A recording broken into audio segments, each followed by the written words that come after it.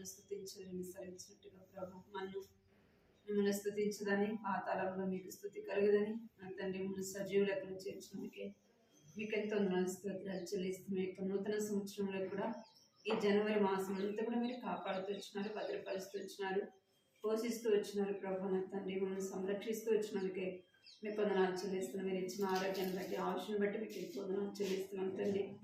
దేవా అనుదినం నీ యొక్క వాక్యం చేత మనం తృప్తిపరుస్తున్న దేవుడు అందుకే మీకు వందనాలు చెల్లిస్తున్నాం. ఈ యొక్క చివరి దినంలో ప్రభు నా తండ్రి దేవా నా చివరి యొక్క ఈ నెలలో స్త్రీల కూడికలో ప్రభు నీ సన్నిధిలో నీ యొక్క మందిర ఆవరణంలో చేరడానికి మీరు చూపిన కృపను బట్టి మీకు ఎంతో వందనాలు స్తోత్రాలు చెల్లిస్తున్నాం. సహాయించండి, కృప చూపించమని ప్రార్థిస్తున్న పాటల ద్వారా ఈ నామాన్ని ఘనమైన నామాన్ని స్తుతించడానికి గణపరచడానికి సహాయించండి, కృప చూపించమని నీ సన్నిధిలో ప్రార్థిస్తున్నాం తండ్రి. పాడే పాటల్లో సహాయించండి నా తండ్రి. సాక్ష్యంలోను వాక్యంలోను ప్రభు మీరు మాట్లాడమని ప్రార్థిస్తున్నాం, కృప చూపించండి. నన్ను ఇంకను తండ్రి వచ్చిన వాళ్ళందరినీ బట్టి మీకు ఎంతో వందనాలు చెల్లిస్తున్నాను. ఇంకను ఆలస్యం ఎప్పుడైనా నడిపించండి, కృప చూపించమని ప్రార్థిస్తున్నా, సహాయించండి తండ్రి. దేవకొద్ది సమయం మీ సన్నిధిలో ప్రార్థించడానికి సంక్షేమం కొరకు అనేక యొక్క క్షేమము రక్షణ కొరకై ప్రార్థించడానికి నా యొక్క పని వాళ్ళు కూడా తండ్రి పని నిమిత్తం వస్తున్నారు, జ్ఞాపకం ఇస్తున్నారు, ప్రాణంలో క్షేమకరంగా తీసుకురండి. వారికి కూడా భోజనాలు సిద్ధపరిచే విషయంలో అన్నింటిలో కూడా మీ కృప చూపించండి. దినం జరిగే పరిచయలోను పనిలోను అన్నింటిలో మీ యొక్క మెండైన సహాయాన్ని కోరుకుంటూ కృప చూపించమని, కరెంటు పిల్లలు సమస్త మీ స్వాధీనం ఉంచుకోమని యేసు నామములో ప్రార్థిస్తున్నాను తండ్రి, ఆమేన్. పాడబడుతుంది.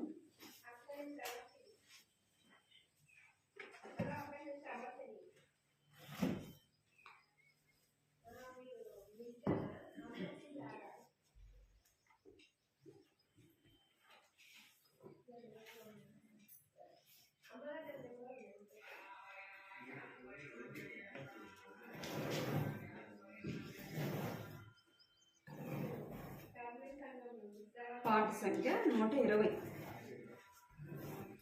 అన్ని పాట ముక్కులు కూడా పాట సంఖ్య 120.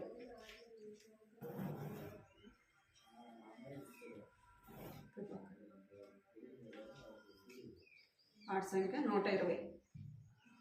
హృదయమర్పించెదము ప్రభునకు స్తుతి ప్రశంసలతో, పరిశుద్ధులము చేరి హృదయమర్పించెదము ప్రభునకు స్తుతి ప్రశంసలతో, పరిశుద్ధులము చేరి పాప భారము మోయన్ వాచనేసు జగతిన్, పాప భారము మోయన్ వాచనేసు జగతిన్, పాపుల పాపము తొలగించుటకు,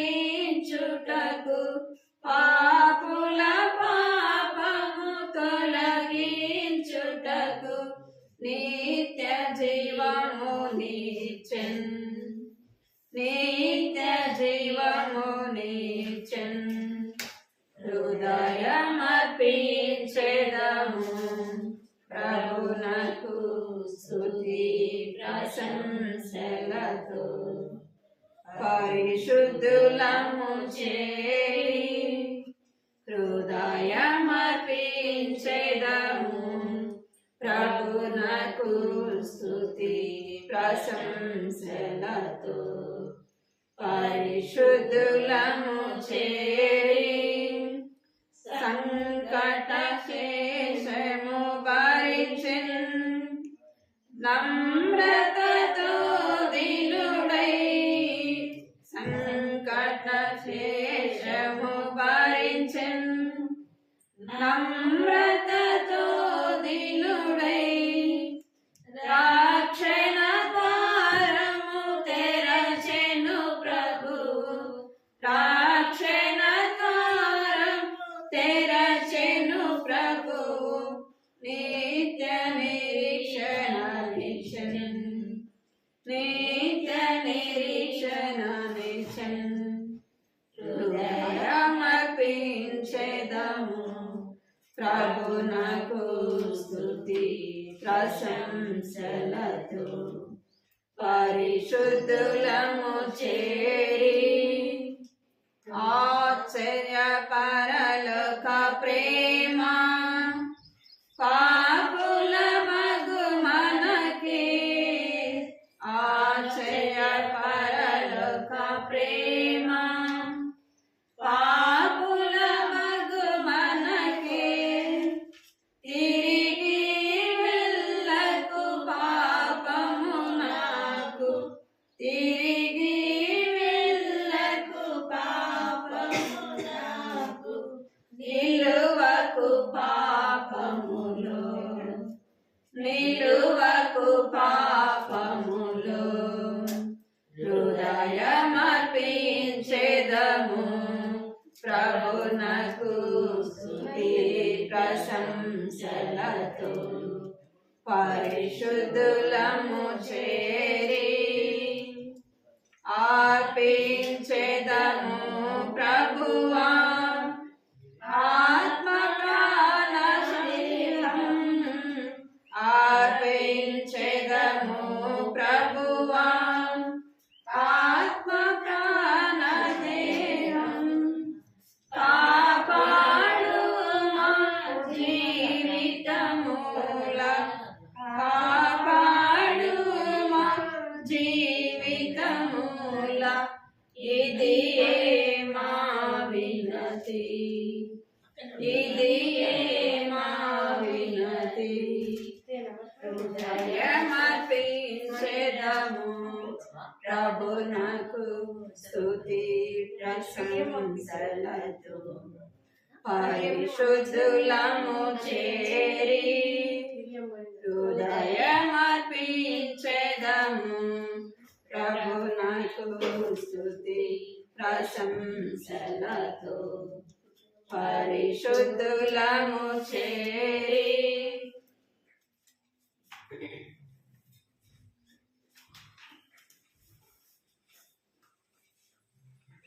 వీడియోలు పంపించిన నాకు అనేది ఫోన్ చేస్తాను లిఫ్ట్ చేయకుంటే అన్నకి చెప్తే వీడియో పంపించింది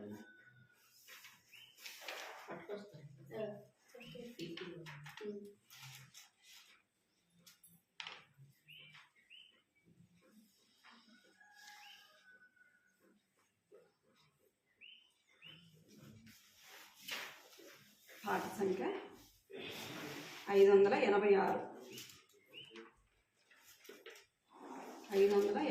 పాట సంఖ్య అన్ని పాటలు కూడా 86 దేవాని సన్నిధిలో నిలచి దీనులమై మొరపెట్టుచున్నాము దీనులమై మొరపెట్టుచున్నాము అపరాధులము నీదు ప్రజల నిర్మూలాన్నియు బాపి అపరాధులకు నీదు ప్రజల నిర్మూలాన్నియు బాపి కృపాలుండగు యేసు ప్రభువా కృపను చూపి రక్షించుమయా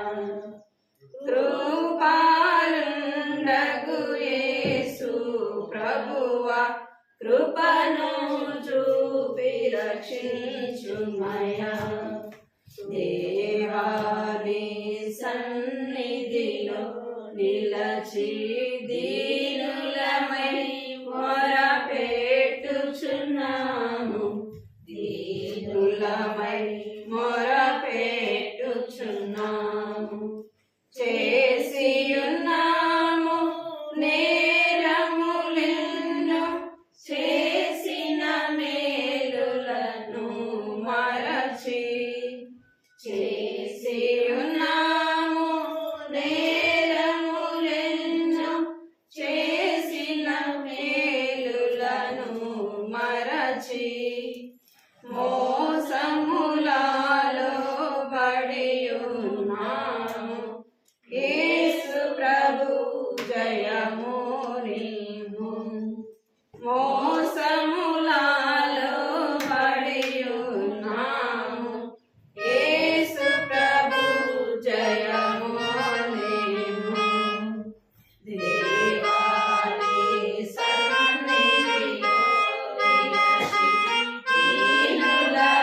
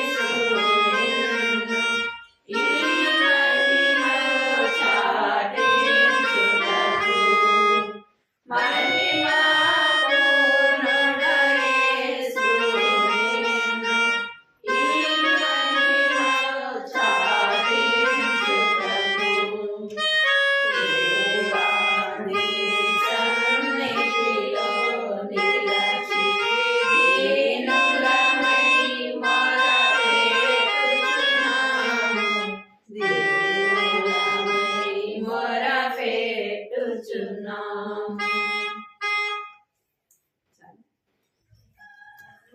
ప్రార్థన చేసుకుని సాక్ష్యం ఇద్దాం. ప్రార్థన చేసుకున్నాం.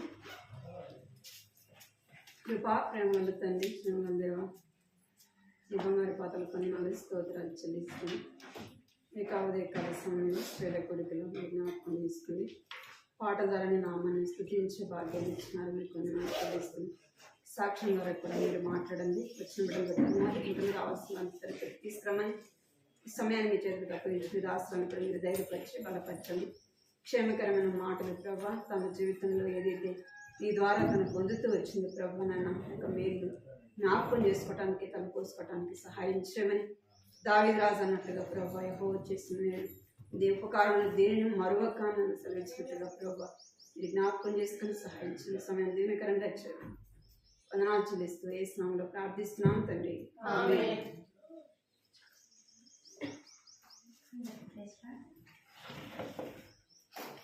నేను ఫస్ట్ మాత్రం అన్ని రాలే నేను చూస్తే పెళ్లి ద్వారా బాప్తిజం ఇచ్చేది మా సార్ కూడా అంటే అతను క్రిస్టియన్ ఫ్యామిలీ నుంచే వచ్చింది కానీ కొంచెం గట్టిగా చెప్పండి. మా సార్ కూడా అంటే క్రిస్టియనే కానీ దేవుళ్ళు లేడు అన్నమాట. తాగేది ఇక ఇష్టం వచ్చినట్టుగా ప్రవర్తించేది, అన్ని అలవాట్లు ఉండేది అప్పుడు.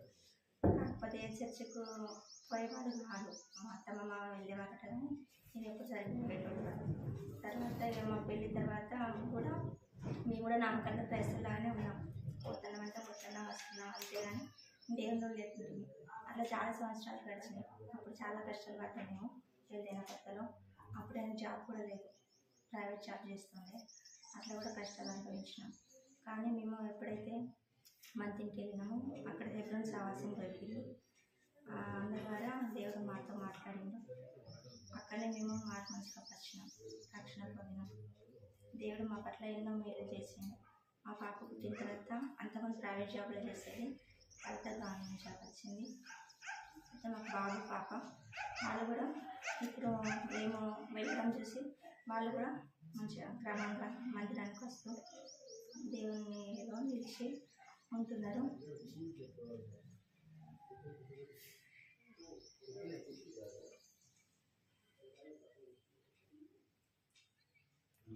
దేవుడు మేము ఇట్లా రక్షణలో కొనసాగుతూ ఉంటే కూడా కొంచెం శోధన వచ్చింది. తర్వాత కూడా శోధన దేవుడు తప్పించింది. ఇప్పుడు ప్రస్తుతానికైతే మేము దేవుళ్ళు ఉన్నాము. అయినా కూడా ఇంట్లో కొంచెం మీ అందరికి కొంచెం చిన్న చిన్న కళలు, టెన్షన్, బాధలు, ఆఫీస్ వర్క్ ఉంటాయి కదా, అక్కడ కూడా అయినప్పటికీ కూడా ఎంతో దేవుళ్ళు ఉన్నప్పటికీ కూడా కొంచెం సాధారణ ఏదో ఒక రకంగా ఇబ్బంది పెడతా ఉన్నారు.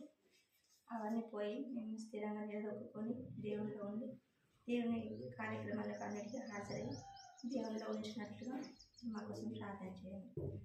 దేవుడు మా పట్ల మాత్రం ఎన్నో మేలు చేసిందో వాటన్నిటిని మర్చిపోకుండా ఎల్లప్పుడు దేవుళ్ళలో ఉంటున్నట్టుగా ధ్యానం చేయవలసిన ప్రార్థన చేయండి. దేవుడు సార్ పేరు నా పేరు కృపక్క. ఇక్కడే ఉంటారా? ఇక్కడ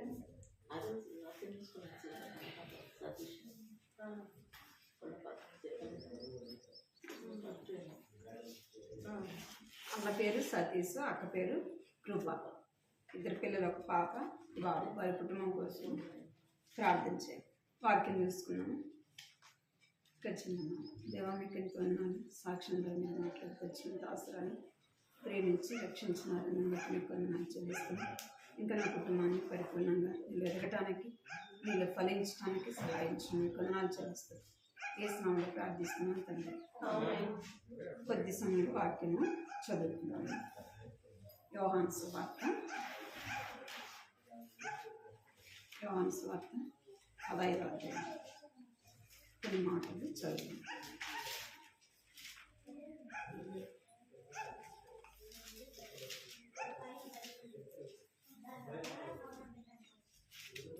యోహాను సువార్త 15వ అధ్యాయం మొదటి నుంచి కొన్ని వచనాలు చదువుతాం. యోహాను సువార్త 15వ అధ్యాయం కలిసి చదువు.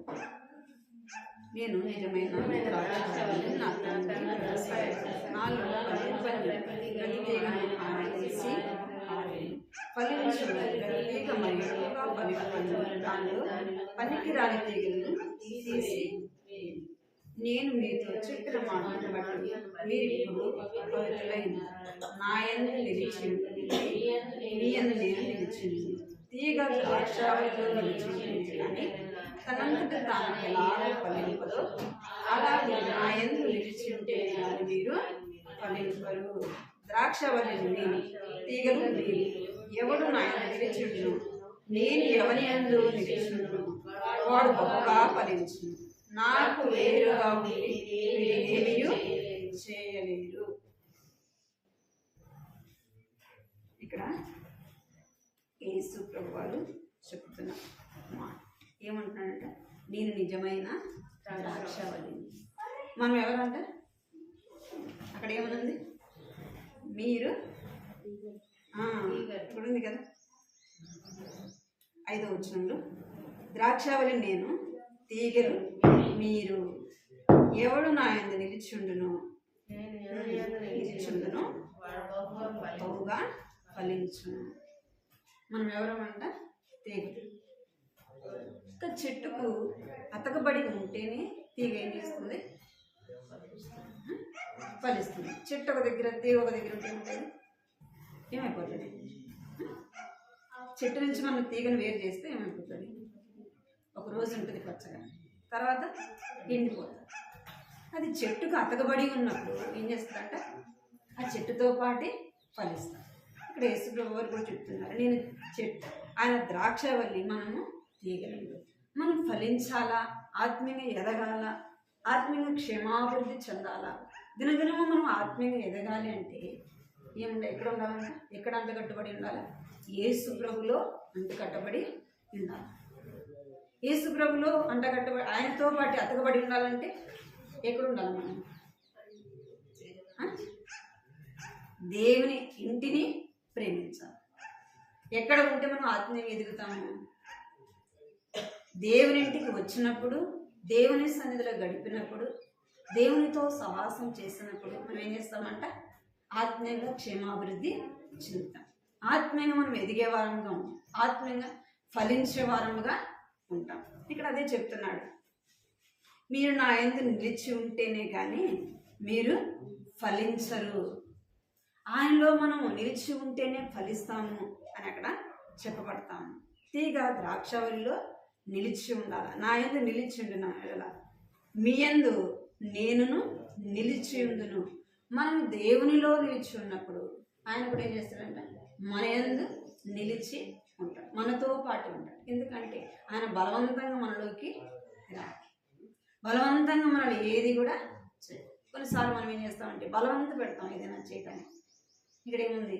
యేసు ప్రభు ఏం చేయడంట? బలవంతం చేయడం. మనం హృదయపూర్వకంగా, ప్రభు నేను ఆత్మీయంగా ఎదగాల, ఇంకనూ నేను ఫలించాలా అన్నప్పుడు ఆయన ఏం చేస్తాడంట? మనకు సహాయము చేసేవాడుగా ఉన్నాడు. ఇక్కడ రాయబడింది మనం ఫలించే వారముగా ఉండాలా.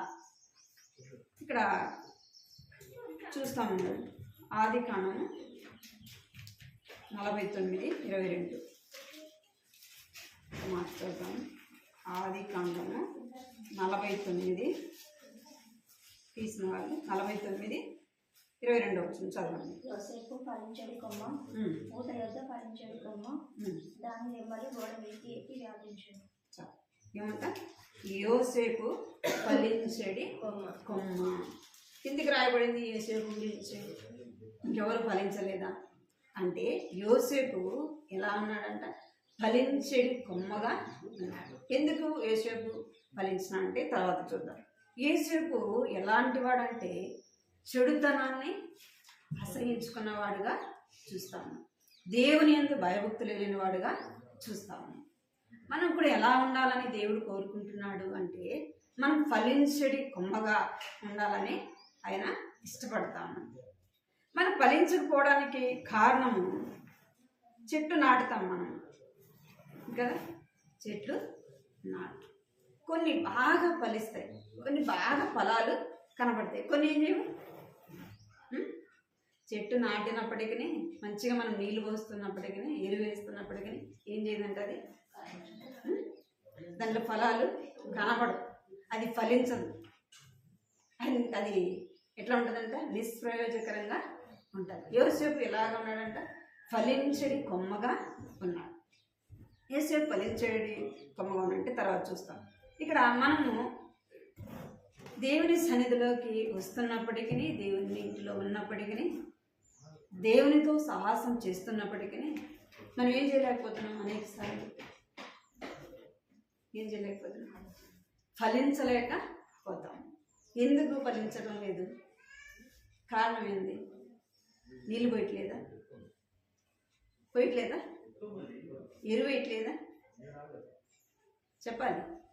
మనందరం ఇళ్ళల్లో మొక్కలు పెంచుతూ ఉంటాం కదా, మొక్కలు పెంచుతాం. ఎందుకు? ఫలించాలనే కదా. మరి మనం దేవుని ఇంట్లోకి వస్తున్నాం, ప్రార్థన చేస్తున్నాం, అన్నీ చేస్తున్నాం, మనం ఎందుకు ఫలించడం లేదు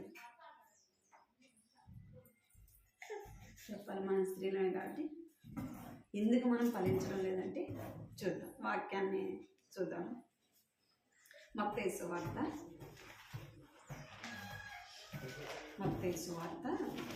13వ అధ్యాయం. మత్తయి సువార్త 13వ అధ్యాయం.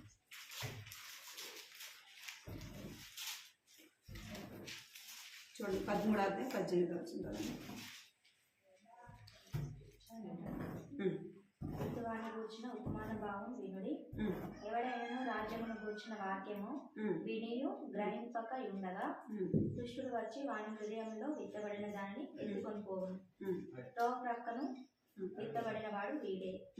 రాతి నేలను విత్తబడిన వాడు వాక్యము విని వెంటనే సంతోషంతో దానిని అంగీకరించువాడు.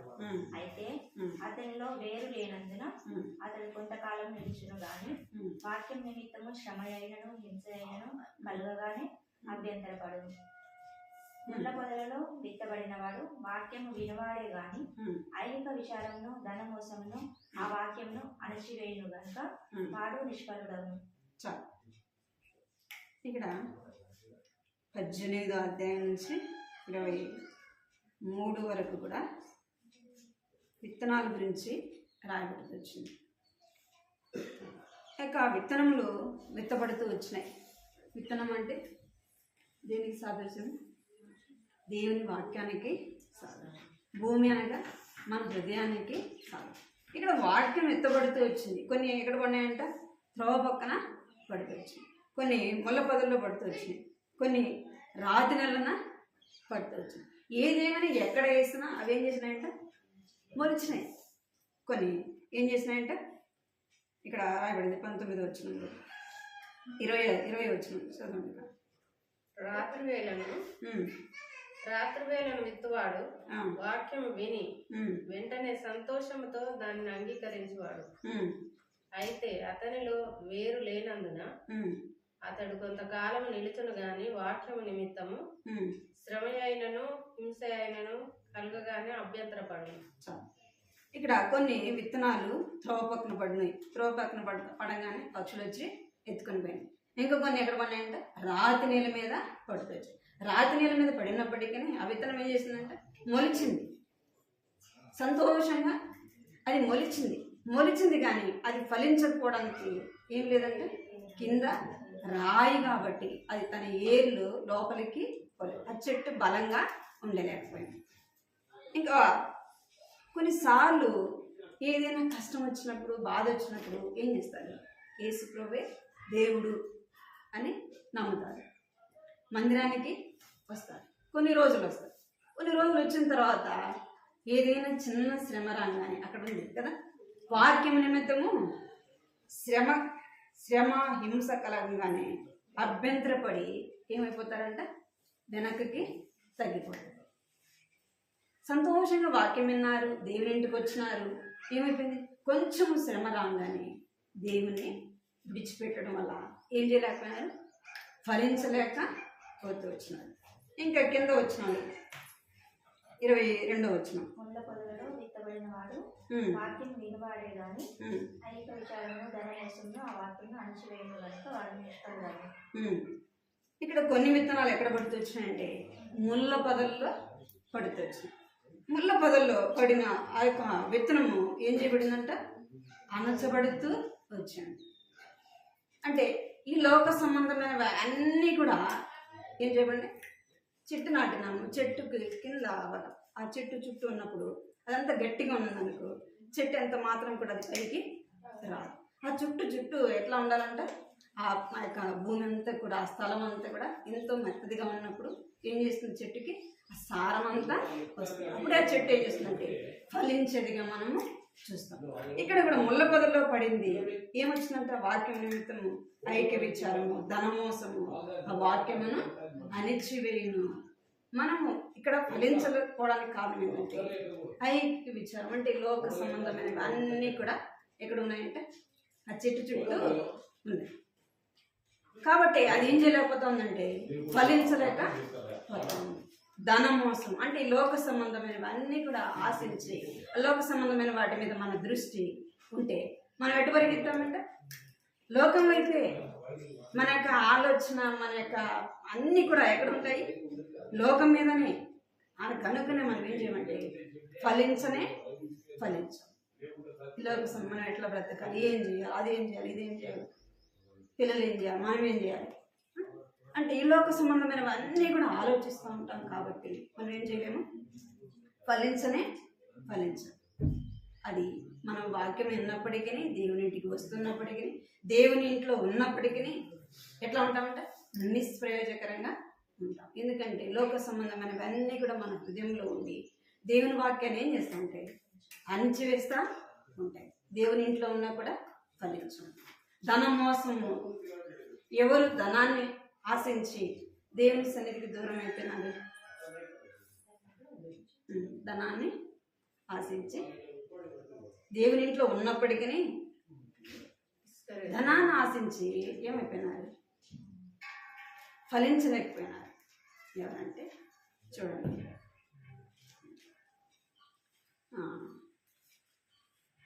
యెహోషువ 7వ అధ్యాయం 25వ వచనం 21 నుంచి. యెహోషువ 7వ అధ్యాయం కొన్ని మాటలు తీసుకున్నాం. 7వ అధ్యాయం 21 నుంచి చదవండి. తీసినామని దోపుడు సొమ్ములో ఒక మంచి శీనాను, పై వస్త్రములు 200 తులముల వెండిని, 50 తులముల ఎత్తుగల ఒక బంగారు కమ్మిని నేను చూసి వాటిని ఆశించి తీసుకొంటిని.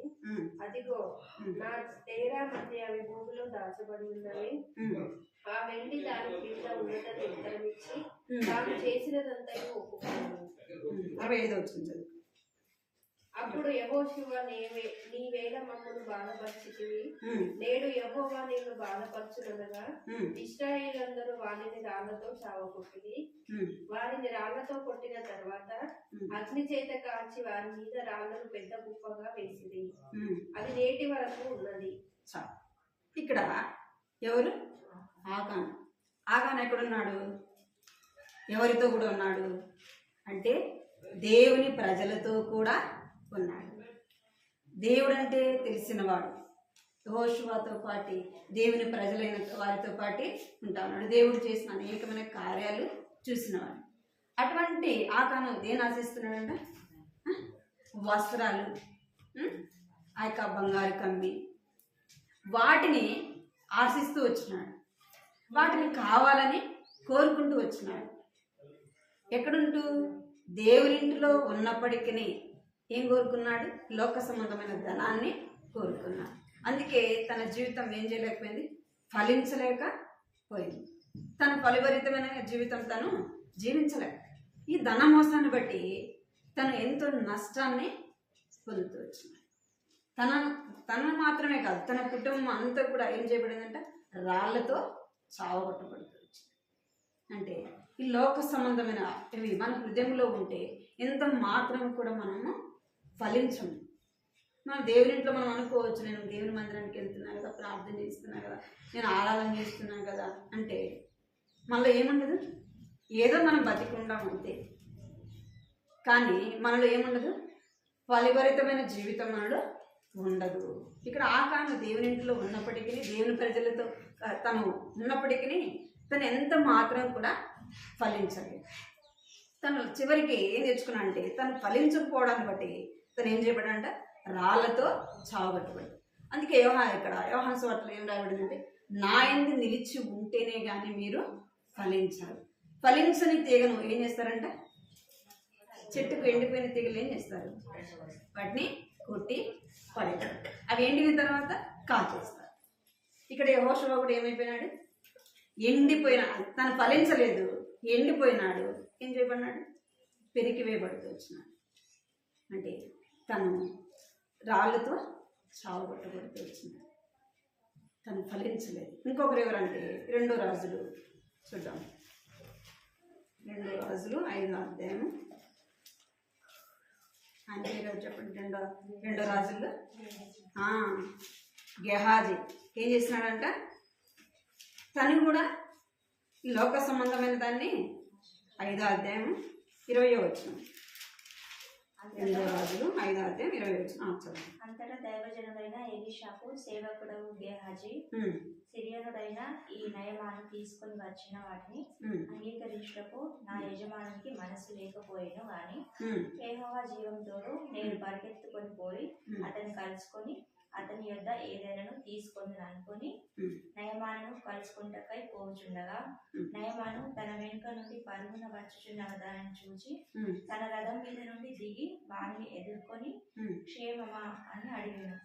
అతడు క్షేమమే అని చెప్పి నా యజమానుడు నా చేత వర్తమానం పంపి ప్రవక్తల శిష్యులలో 2 యవ్వనులు ఎఫ్రాయిము మన్యం నుండి నా యుద్ధకు ఇప్పుడే వచ్చిరు గనుక నీవు వారి కొరకు 2 మణుల వెండియు 2 దుస్తుల బట్టలను దయచేయమని సెలవిచ్చుచున్నాడు అనెను. అందుకు నయమాను నీకు అనుకూలమైతే రెట్టింపు వెండి తీసుకొనమని బతిమాలి 2 సంచులలో 4 మణుగుల వెండి కట్టి 2 దుస్తుల బట్టలను ఇచ్చి తన పని వారిలో 2 మీద వాటిని వేయగా వారు గేహాజీ ముందర వాటిని మోసుకొని పోయింది. మెట్ల దగ్గరకు వారు రాగానే వారి వద్ద నుండి గేహాజీ వాటిని తీసుకొని ఇంటిలో దాచి వారికి సెలవీయగా వారు వెళ్ళిపోయింది. అతడు లోపలికి పోయి తన యజమానిని ముందర నిలువగా ఎలీషా వారిని చూచి గేహాజీ నీవెచ్చటి నుండి వచ్చితివని అడిగినందుకు వాడు నీ దాసుడనైన నేను ఎచ్చటికి పోలేదనెను. అంతటా ఎలీషా వారితో ఆ మనుషుడు తన రథం దిగి నిన్ను ఎదుర్కొంటకు తిరిగి వచ్చినప్పుడు నా మనసు నీతో కూడా రాలేదా? ద్రవ్యమును వస్త్రములను ఒలీవ చెట్ల తోటలను ద్రాక్ష తోటలను గొర్రెలను ఎడ్లను దాసదాసీలను సంపాదించుకుంటకు ఇది సమయమా? కాబట్టి నయమానునకు కలిగిన కుష్టు నీకును నీ సంతతికి సర్వకాలం అంటియుండును అని చెప్పగా వాడు మంచు వలె తెల్లనైన కుష్టం వలె ఎలీషా ఎదుట నుండి బయటికి వెళ్ళాను.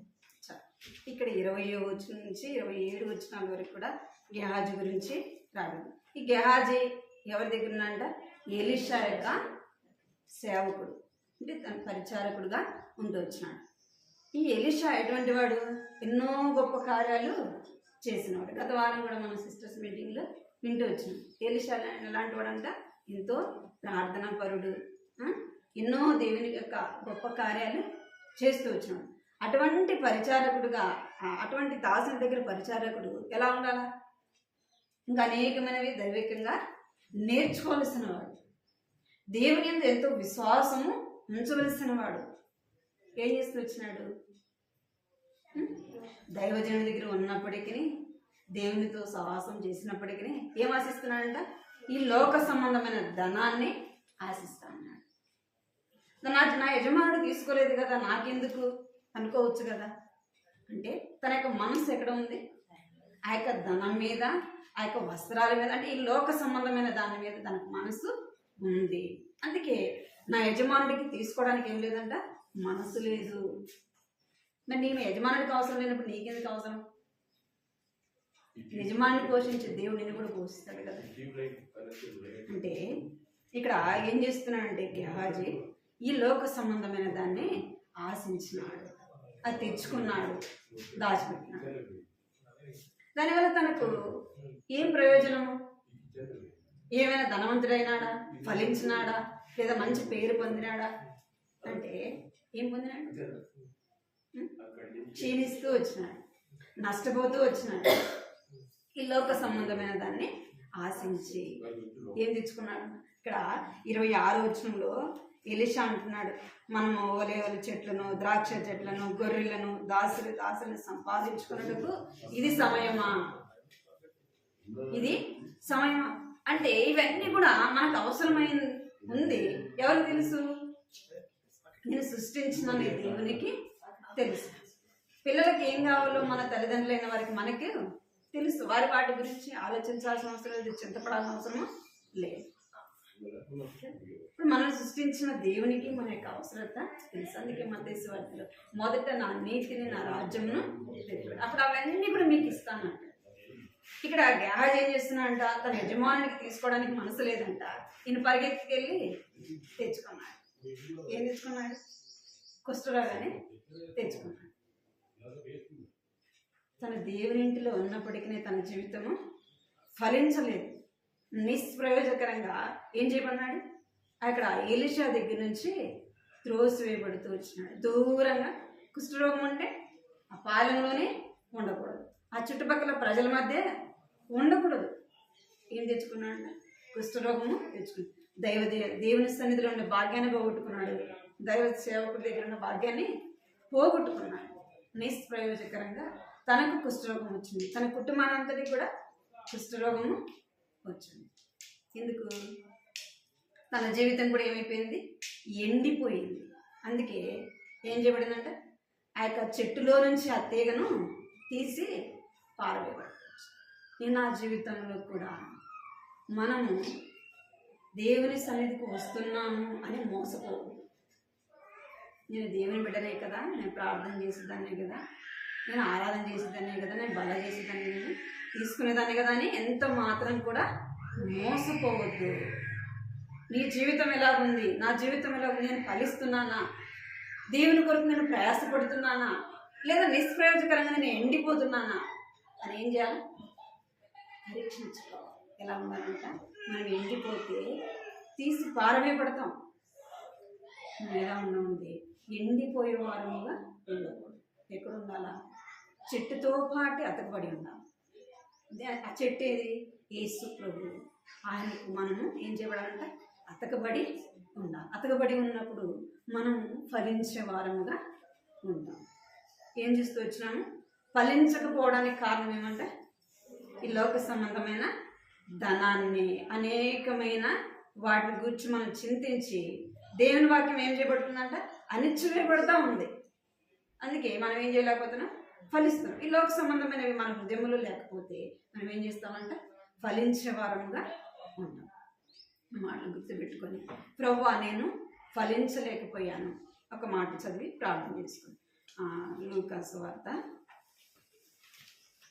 13వ అధ్యాయం 7వ వచనం చదివి ప్రార్థన చేసుకుంది. లూకా సువార్త 13వ అధ్యాయం. కనుక అతడు ఇదిగో 8 నుంచి చదువుక 8, 9. అయితే వాడు, అయ్యా నేను దాని చుట్టూ తవ్వి ఎరువు వేయి మట్టుకు ఈ సంవత్సరం కూడా ఉండనివ్వు, అది ఫలించినది సరే, లేని ఎడల నరికి వేయమని అతనితో చెప్పాను. ఇక్కడ 7వ వచనం నుంచి కూడా ఇక్కడ ద్రాక్షావళి చెట్టు గురించి రాయబడింది. 8, 9 వచనాల్లో ఏం రాయబడిందంట, అయ్యా వాడు అయ్యా నేను దీని చుట్టూ త్రవ్వి ఎరువు వేయి మటుకు ఈ సంవత్సరం కూడా ఉండనిమ్ము, అది ఫలించినా సరే. అంటే చాలు, ఈ యొక్క సంవత్సరం కూడా మనం ఏం చేసినంటే దేవుడు దేవుని యొక్క ప్రేమ, దేవుని యొక్క కృప. గత సంవత్సరం మనం ఫలించలేదు, వ్యక్తిగతంగా మనమే ఎన్నోసార్లు దేవుని సన్నిధికి దూరం అయిపోయాం. ప్రార్థన చేసే విషయంలో, వాక్యం చదివే విషయంలో, దేవుని ఇంటికి వచ్చే విషయంలో, దేవుని బిడలైన వారి కొరకు ప్రార్థన చేసే విషయంలో, దేవుని సన్నిధిని ప్రేమించే విషయంలో మనం ఏం చేయకూడదు, తప్పిపోయాం, ఫలించలేకపోయినాం. అందుకే ఎవరు ఏడుకున్నారంటే మన నిమిత్తము కుమారుడైన యేసు ప్రభు తండ్రితో కూడా అడుగుతా ఉన్నా, అయ్యా ఈ సంవత్సరం కూడా వారిని ఉండలేము. ఏం చేస్తాడంట, చుట్టూ త్రవ్వి ఎరువు వేస్తాను. ఒకవేళ ఈ సంవత్సరం ఫలిస్తారేమో అంటే ఎంత దీర్ఘశాంతం, ఎంత ప్రేమ మన ఎడల. ఈ సంవత్సరం చూడని వారు ఎంతమంది, ఈ సంవత్సరం కూడా ఈ నెల చూడని వారు కూడా ఎంతోమంది. మనకు తెలిసిన అన్నే ఒక అన్న చెప్పనొస్తుంది, 50 లోపే ఉంటాయి, హార్ట్ అటాక్ వచ్చి చనిపోయాను. శనివారం సాయంత్రం తెలిసిన అన్న బాగా అని అనుకున్నాంట క్రికెట్ చూసాడంట. అప్పుడు దాకా చూసి నేను కొద్దిసేపు పడుకుంటాను, మనం లేపండి, మనం డ్యూటీకి వెళ్ళాలా అన్నాడు. అంతే, వాళ్ళు లేపకముందు ఈయన లేచాడు. ఎందుకో నాకు గుండెలో నొప్పి అంటే అక్కడ హాస్పిటల్కి వెళ్తే డాక్టర్స్ ఎక్కడ కూడా లేరు అక్కడ సాయంత్రం ఆ టైంలో. సరే తిరుపతి తీసుకెళ్దామంటే దారిలోనే ప్రాణం. మళ్ళీ నా జీవితానికి గ్యారెంటీ ఉంది, సురేష్ వాళ్ళ బాబు ఎట్లున్నాడు అక్క? సురేష్ ప్రార్థన చేసి చనిపోయాను. చిన్న బాబు క్రిస్మస్ ముందే చనిపోయాను. నెల 2 నెలల పిల్లలు. ఇప్పుడు ఏం చెప్పాను, యవనస్తుడు 50 లోపే ఉంటాయి, బాగా ఆరోగ్యంగా ఉండేవాడు. దేవుడు ఏం చేశాడంటే, ఏమన్నాడు, ఈ సంవత్సరము ఉండనేమో చుట్టూ తవ్వి ఎరువు ఇస్తారు, ఈ సంవత్సరం ఫలిస్తారేమో. నాకు ఈ సంవత్సరం మొదటి నుంచి కూడా ఈ వాక్యం చెప్తాము ఆ హృదయంలో ఒకటే ప్రేరేపణ, కానీ సమయం రాలే. ఈరోజు కూడా నా ఏమంతా బాగలేదు కూడా ఆరోగ్యం. దేవుడి మాట పదే చెప్పాలి. ఎందుకంటే దేవుడు మనల్ని ఈ సంవత్సరం కూడా ఉండనిచ్చినాడు. గత సంవత్సరంలో ఉన్నట్టుగా మనము ఉండడం దేవునికి ఇష్టం లేదు. మాట చాలు, మనల్ని దేవుడు ఈ సంవత్సరం కూడా ఉంచినాడు. ఎందుకంటే ఈ సంవత్సరం మనము ఫలిస్తామని. ఫలించని ఎడల అంటాడు. ఏమంట, ఫలించకపోతే చెట్టు మనమే కొట్టేస్తాం కదా. చెట్టు ఉంది, అది కాయ లేకపోతే ఏం చేస్తాం, చెట్టుని తీసేస్తాం. ఎందుకు, అసలు ఈ స్థలంలో ఇంకొక చెట్టు వేద్దాం అంటాం. దేవుడు మనల్ని ఏం చేస్తున్నాడంట, ఈ సంవత్సరం కూడా నిన్ను నన్ను మనలందరినీ కూడా ఉంచున్నాడు ఈ సంవత్సరం ఫలించాలని. కాబట్టి గుర్తుపెట్టుకోండి, ఈ సంవత్సరంలోనైనా దేవుని సన్నిధిని పోగొట్టుకోకుండా వారకుడికలు దేవుని సన్నిధికి రావాలి. వీలైనంత మటుకు సంఘముగా మనం చేసే ప్రార్థన సంఘానికి ఎంతో క్షేమం, మన కుటుంబానికి కూడా క్షేమం. అందుకే మత్తయి సువార్తలో రాయబడింది, మీరు సంఘముగా కూడి ప్రార్థిస్తే భూమి మీద దేని బంధిస్తారు, పరలోకమందు కూడా బంధించబడుతుంది. ఆ మాటకు అర్థం, మనం అంత బలవంతులమా? సంఘంలో ఉన్న పరలోకంలో ఉన్న వాటిని బంధించడానికి అంత బలవంతులమా? అంత ప్రార్థన శక్తి కలిగిన వారమా? దేవుడు ఎలాంటి వారి ప్రార్థన విని ఏం చేస్తాడంటే, బలహీనులైన మనం చేసే ప్రార్థన దేవుడు విని పరలోకంలో ఉన్న వాటిని సంఘముగా మనము భూమి మీద దేని విప్పుతామో అది పరలోకమంది కూడా విప్పబడి. సంఘ ప్రార్థనకి ఎంతో ప్రాముఖ్యత, ఎంతో బలమైన సంఘ ప్రార్థన. నువ్వు ఆదివారం నామకార్థంగా వచ్చి వెళ్తే కాదు, ఏం రావాలి, వారి కోరికలకి ఏదైనా అర్జెంట్ అయింది, అవసరమైంది, ప్రాణాపాయమైంది, లేదా మనకు మరీ మనం ఈ సమయంలో వెళ్ళలేని పరిస్థితి అంటే దేవుడు కూడా చూస్తాడు. దేవుడు కూడా మన యొక్క పరిస్థితిని దేవుడు కూడా చూస్తాడు. మనం ఒకవేళ మనుషులు చెప్పొచ్చు, ఎన్నో సాకులు చెప్పొచ్చు, కానీ దేవుని సన్నిధిలో మనము తప్పించుకో. కాబట్టి మనం ఫలించకపోవడానికి కారణము చూస్తూ వచ్చినాం. ప్రభా, నేను కూడా ఫలించకపోవడానికి నాలో ఎన్నో కారణాలు, ఇవన్నీ తీసివే ప్రభా అని ప్రార్థన చేసుకున్నాం. మాట గుర్తుపెట్టుకొని సంఘక్షేమం కొరకు ప్రార్థన చేస్తాం. తెలుసు, మందిరం కొరకు ప్రార్థన చేద్దాం ఇప్పుడు.